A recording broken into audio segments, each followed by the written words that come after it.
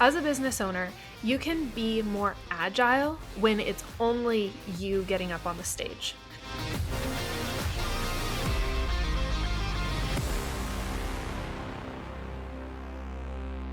Welcome back to Digital Dominance. When COVID first hit and the economy shut down, people couldn't meet in person. And as you all know, we turned to Zoom and virtual events, or at least the savvy and light on their feet entrepreneurs did. Then everyone else struggled to make the leap. Now, while online events may have felt unnatural at first, many of the summits and virtual events actually got pretty good after a while. And that made the ones who didn't innovate start to look pretty bad by comparison. Virtual events are not going away, and they have proven to be an effective way of expanding your reach and connecting with people that really wasn't available to smaller businesses in the past. So, today I will be talking with Jordan Aspen from Civilized Animal to discuss these events and how to utilize them effectively. Jordan is a virtual and hybrid event coordinator that helps people connect with their audience in a way that aligns with their values and desires, not just the algorithms of social media. She and her husband Paul help with all aspects of your virtual event, from software to speakers, production, and more. So, welcome to the show, Jordan. Thank you so much for having me. Definitely. And Jordan, I love the fact that you have a focus on virtual events. A lot of people feel like they should be doing webinars or something, but they have no idea what they're doing. Then they end up spending a ton of time and effort only to have no one show up. And the people that do show up don't sign up or buy or do whatever they are hoping people will do. Can you start by giving us your high level philosophy on virtual events? Yes, so I'm really passionate about a very particular kind of event, even though we do various types with our clients. But the one that I'm really passionate about is taking center stage to give center stage, hosting a virtual event where you take people from your network and elevate your network with you by inviting guest speakers to be a part of your event. So, like a virtual summit, for example. I like small virtual summits with no more than a dozen speakers because then you can feature each of those people individually, build your community with those speakers, and elevate your entire network and their networks through this event yourself. And the reason that I'm really passionate about that is something that you mentioned in the intro, the COVID era. We had this situation where in-person events were being shut down, and I had personal friends who ran the conference circuits, specifically in the homeschool conference circuits, who made their living and fed their children based on those in-person conferences. So I saw them just lose their job overnight, essentially. And then on the other side of things, I had a bunch of my peers, especially fellow entrepreneurs, who were freaking out because they didn't know if their kids' schools were going to open back up. And they didn't know how they were going to manage their kids' education on top of all of their work requirements. Like I said, especially those entrepreneurs who are building businesses themselves. And so I saw these two groups and thought, these guys need to get together. Because as a homeschool graduate myself, I knew that those homeschool conference speakers had so much more to offer than simply here's how to create a whole homeschool environment yourself. Instead, I knew that they could help these parents see that their kids would get educated even if they stayed home or had to do virtual school or had to do some kind of hybrid where they're in and out of school, or maybe even skip a year and do a gap year. So I brought these two together and created a virtual summit. And it was amazing. We had 3 times the turnout that we expected, and we were able to bring peace to a lot of these anxious parents, as well as connect those anxious parents with the speakers who had the tools for them to buy that they needed in order to give them a little bit of income back as well. Right. So you're able to combine, you saw the need and you saw the resource and you just kind of put them together in that virtual format. And that was a win for everybody. So I know that you focused on the summits. You mentioned that. So we'll come back to it. But can you walk us through some of the other different types of virtual events as well, and when someone should consider hosting one versus the other, like a webinar versus a summit? As a business owner, how do you really decide what makes sense? Yes. As a business owner, you can be more agile when it's only you getting up on the stage. So, if you want to test a talk or a workshop or something like that, it can be very effective to just throw up a webinar workshop, something solo, even a multi-day challenge where you can split that signature talk into a couple different pieces and do a challenge. It's a very effective way to test your messaging. And it can also be an effective conversion tool when you have an audience existing. It's less effective if you are wanting to get new leads, brand new leads. You need to have a lot of other marketing pieces in place, um, dialed in. You might want to run ads, that sort of thing, if you want to use a solo event as a lead generation event. If you want a lead generation event where you're bringing new people into your circle and introducing them to you, a virtual summit type of setting where you have multiple speakers coming in can be very effective for that because you get those speakers' audiences to come and join you as well. And so that's where the lead generation comes in this affiliate partnership sort of situation. Now, to split the difference between those two, JV webinars can be very effective. And what I mean by that is finding one single collaborator and making an agreement with them that you do your webinar, you do your workshop for their audience. So they do the promotion, you show up and give the content and create the experience. And then anyone who converts from that to your paid offer, that paid offer pays out a good sized affiliate commission to that joint venture partner that you have done the webinar with. So that's a sample of a few more. Got it. No, I like that. And it's good to know that there are multiple options out there. I'm sure a lot of people haven't thought of the joint venture approach for something like this. Um, can you talk for a minute? Let's talk about scheduling. How long should these events be scheduled for? How far in advance?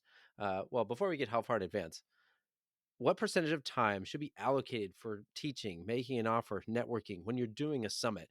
Because so much can happen within a summit. It can be a 1 day summit, 2 day summit. And if you've got 12 speakers or however many, how do you decide how to allocate that time? Let's start there. That's a really great question, and what it really comes down to is even just the beginning of that question. How do you decide? And really when it comes to deciding anything about your event, what kind of event you're having, how many speakers, and any of these decisions, you need to have a North Star objective that you keep coming back to, and that's going to help you make these decisions so much easier. And so that's a part of my process.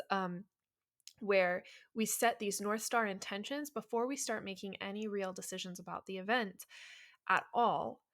So, if my North Star objective is to get as many leads as possible into my ecosystem, new leads, and I want them to get to know me as an expert and convert to my offer.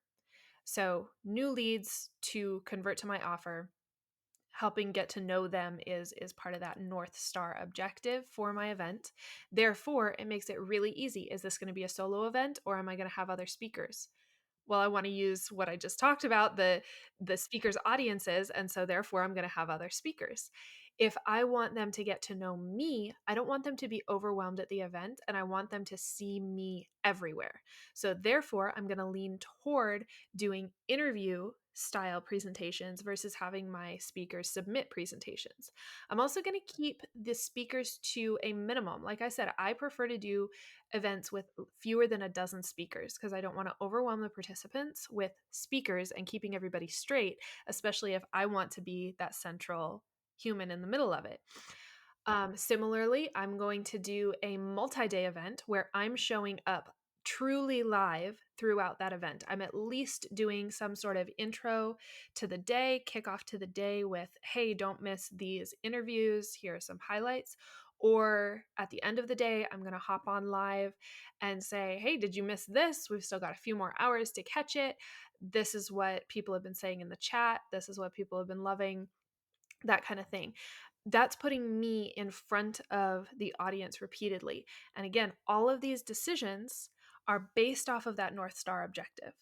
So if the North Star objective is different, then I might do a single day event, or I might do an event where everything is truly live versus having pre recorded sessions. You asked about networking and what percentage should be networking. Again, what is your objective? If your objective is really for you to get connected with your people, you want to make sure that every networking session is not a break where you're letting people network so that you can peace out for a little bit.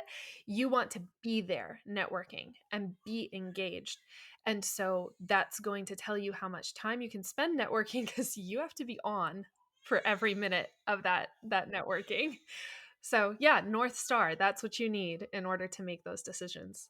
Well, I like that, and that's a good way to think about it too, because sometimes we get caught up in, oh, what's the right way to do it, and we're looking for someone to tell us the map to get there. But everyone's goals are different, and that, of course, does affect how you plan out the event. So I like that. Now, you've mentioned multi-day events. I'm curious, how much more work is a multi-day event versus just a one-day event? Not much. In fact, sometimes it feels like less work to me because I'm able to spread some of those um, objective, uh, the tasks that it takes to fulfill my North Star objective. I'm able to spread them out over 3 days or 2 days versus trying to pack them all into one day. I had a client event where we were initially looking at multi-day, but because of his schedule, we had to do it on one day. And so I was telling him, okay, you need to cut down on speakers, and he wouldn't. And so we ended up just going back to back to back to back to back and packed that day in. And it was so much work on that day of. The hype was incredible, and he was able to maintain his energy because he had this awesome team in the background, including myself, but not limited to myself, making sure everything went smoothly. So he just had to show up and be amazing and network and do his thing. So he had everything in place to make it not so crazy. But if he had tried to do that solo, he would have burned out so bad, run into tech issues because he was over here while this was happening. And we didn't have literally any breaks in between sessions. And so if he had been doing it solo, he would not have been able to, well, take a breath for any reason. And so, again, more work because you have to make sure that everything is in place to deal with any potential issues that might come up versus a 3-day event where you can actually schedule in breaks, have that overnight time to let things buffer, literally or figuratively, letting yourself buffer, or literal downloads buffering and responding to customer service thing. So, yeah, not much more work, ultimately. How long does or well, how many people on average does it take to be that team, right? The ones in the background, not counting the speakers. Again, that really depends on the type of event. You can totally do this solo. That an original event that I told you about, where I had the homeschool educators come together with the parents, I did that solo pretty much. I guess my husband is a team member of mine, and we did it together, but to a certain degree.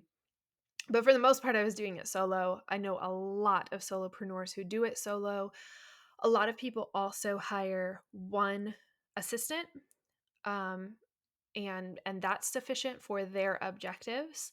But ultimately, if you want to do this premium level event where you just have to show up and everybody else is doing all the tech support and all of that, I mean, I guess it's the same answer to the question of how many people does it take to run a business? Well, what kind of business? And how far along are you, and how many people are attending your event? Because if you have less than 100 people, if you have less than 50 people, then the customer service is going to be low, and you're going to be able to manage that during breaks. You might need someone to handle customer service and and tech issues with people trying to log into your event if you've got multi-thousand people attending your event. Right. Yeah. Okay. So it just depends on the scale and what you're trying to do. I saw on your website you typically recommend 90 to 120 days to plan an event. Can you explain that timeline and what is happening during those months leading up to the big day? Yes, I love that you asked this question, and I love how you asked it, because a lot of people ask the wrong question, and that's how little time can I spend planning this event? How soon can I run this event? And so, keeping in mind that we're talking about a multi person, multi day event, maybe just 2 days, but still multi day, with multiple speakers. 90 to 120 days is really ideal because you are having to wait on speakers. That's one of the biggest reasons why you need that full 90 days, because it's not about man hours. If you just counted up the man hours and you worked full time on your event, you could theoretically do it in just a couple of weeks. However, as a podcaster that you reach out to these people to invite them to interview and speak, and then you have to wait for them to say yes. And then when they say yes, you get them the details. And then you have to wait for them to get you the details back for their bio and their headshot and all of these things and talk about what they're going to talk about. And then they have to actually talk about that thing, whether they're showing up live and coordinating that or pre-recording it. There's just all of those logistics. And so it's not just man hours, because sometimes that just is a minute here and 5 minutes there, but it's waiting that 7 days before you remind somebody to do something that they haven't done for you yet, so that you're not having to remind them on the daily because your event is a week away. So that's really where that comes down to. I will tell you that I have run an event from idea to actually being live at that event in 6 weeks. So it is possible, but you're not going to get the speakers that you necessarily want. You're going to have to cut corners in other places as well. I will also insert this one last tip is if you have any quote big name speakers that you want who you figure are going to be busy. So maybe you have a connection with a coach, but you know that they're constantly doing all the things. Um, Reach out to them as soon as possible to get dates on their calendar, because I've run into issues where those people schedule their calendars out a full year in advance. And so that's something to keep in mind is if it's not just your buddies who you're asking to come speak for your summit, give people more warning, much more warning in some cases. Sure. More warning is better, especially for busy, popular people. Right. What else happens in that time, while you're waiting? I know there's got to be promotion work and, working on the details of the schedule and things like that. Can you talk a little bit about what goes into promoting this? Because obviously you want people to show up, especially at these big events if you're asking for speakers and stuff.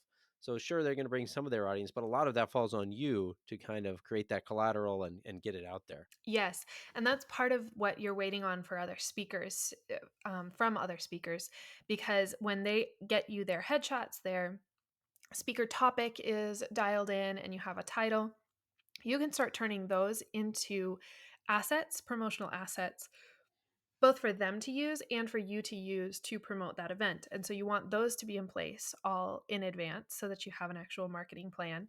And you can even do that with clips. If you have a pre recorded interview, for example, you can make reels to post on social media that tease what's going to be happening at the summit and move forward from there. So that's one of the things that happens in advance and that you need that timetable for. You're also dealing with all kinds of logistics in the back with software selection and setup, graphics that you might need within the software, or again, for marketing, for even just your wait list, if you put out a wait list in advance with sort of a save the date.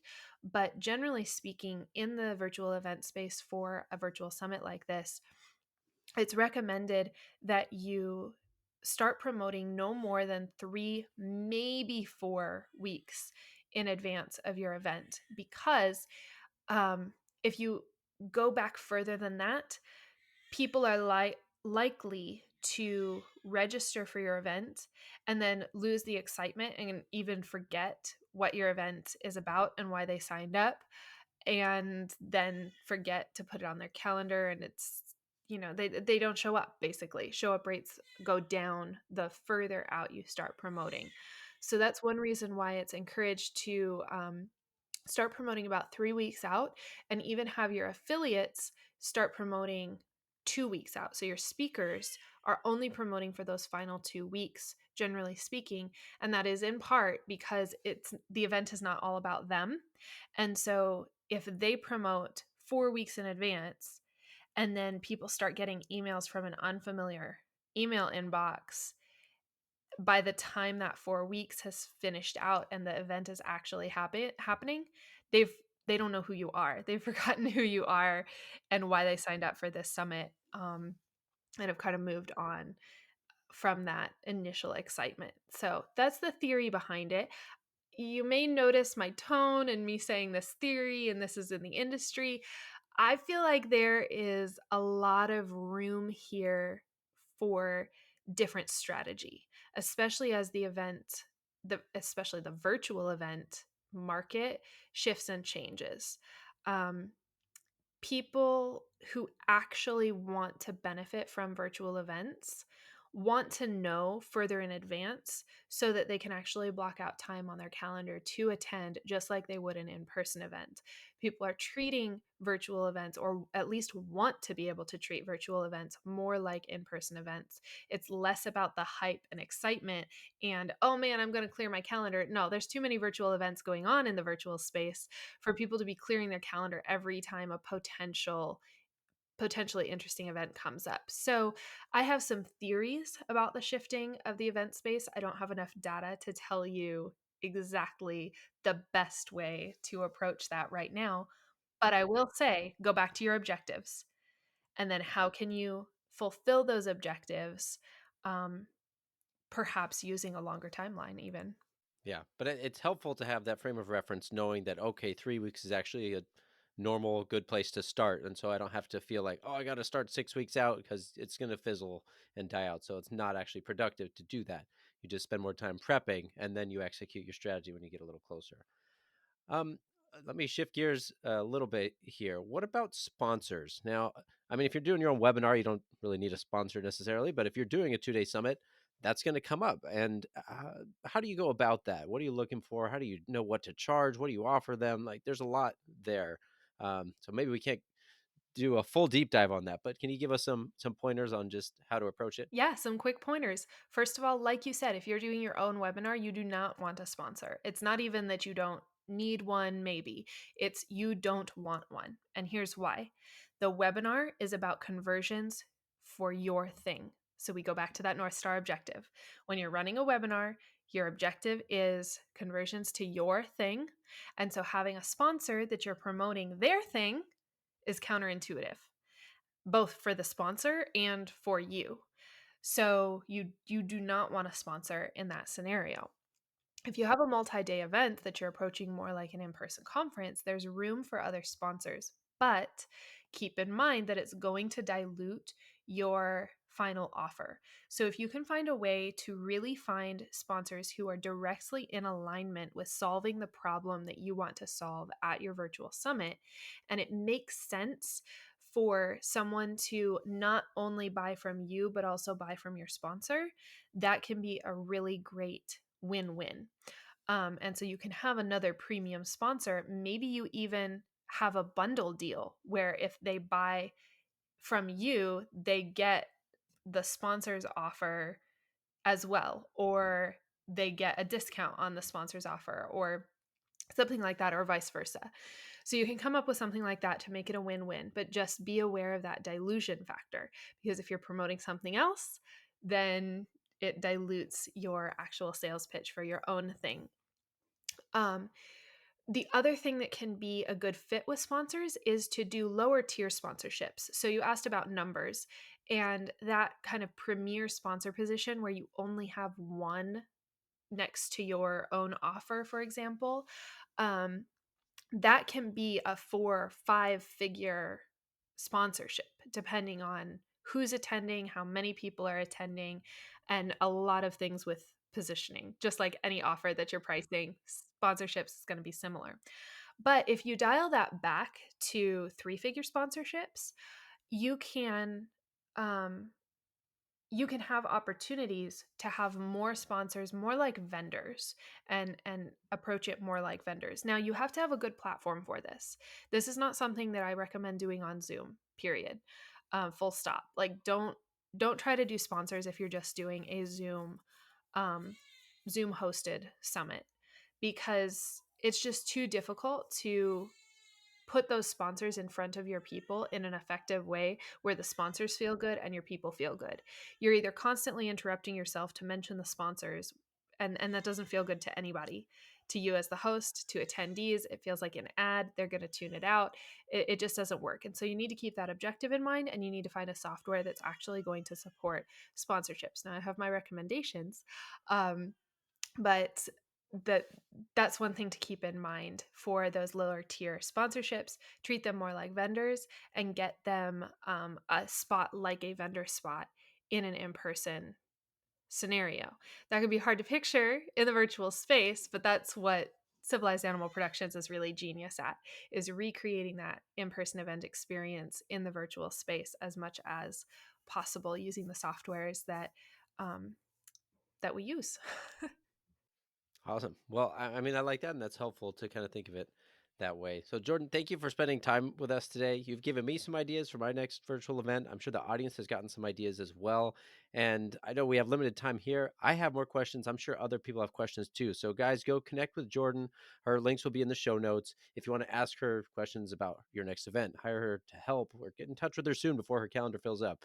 Last question for you, Jordan. What's your favorite thing about virtual events? My favorite thing about virtual events. You might get me to cry here, depending on how this story comes out. But my favorite thing about virtual events is their accessibility.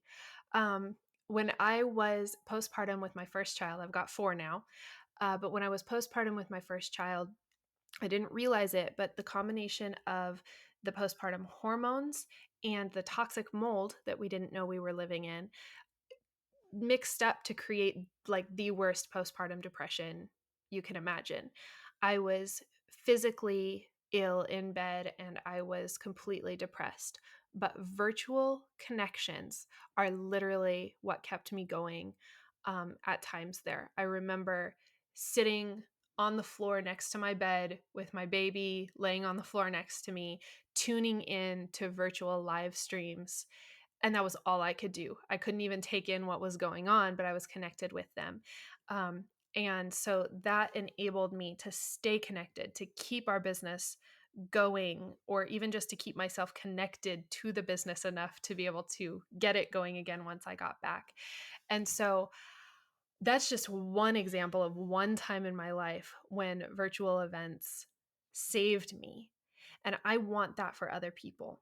There's a trend in the event space right now to go back to in-person events because we're not reliant on virtual anymore like we were in 2020.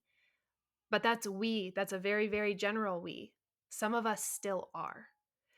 So I'm very passionate about virtual events and great experiences at virtual events so that amazing events and the connections that you can make at them are accessible to people who can't travel to go in person.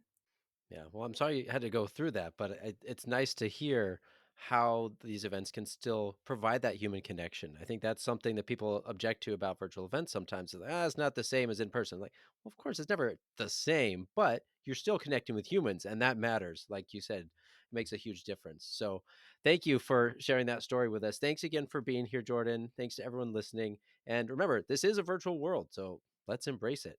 I'll see you guys in the next episode.